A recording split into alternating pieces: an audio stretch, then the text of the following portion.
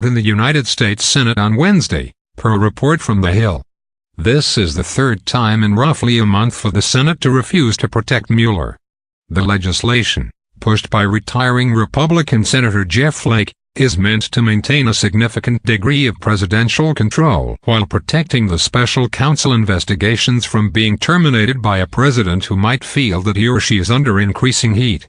Senate Majority Leader Mitch McConnell objected to Flake's bill, arguing that President Donald Trump is not looking into firing Mueller.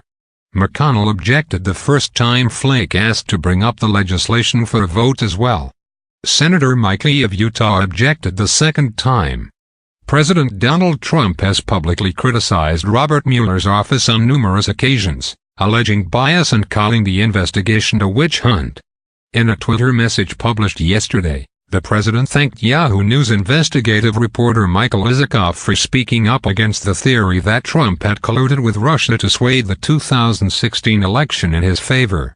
As previously reported by The Inquisitor, Isikoff, who co-authored Russian Roulette, a book about the alleged Russia collusion, recently made it clear that he was likely wrong about Trump colluding with Russia, and that he now leans, rather clearly, against the idea that Robert Mueller is likely to claim criminal collusion between the Trump campaign and Russia. Although Isikoff is not the first journalist to doubt the veracity of Mueller's allegations, he is one of the first prominent journalists to walk back previous Russia collusion claims. In January, The Nation's Stephen F. Cohen wrote that the special counsel's unprecedented allegations are based on two documents devoid of facts or logic. Nonetheless, the Russia investigation has gone on, and Robert Mueller appears to have overwhelming public support.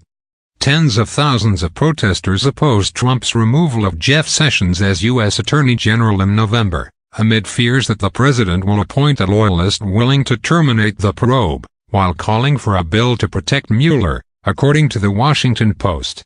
Fulfilling protester wishes, Jeff Flake proposed a bill to protect Mueller, again, but evidently to no avail.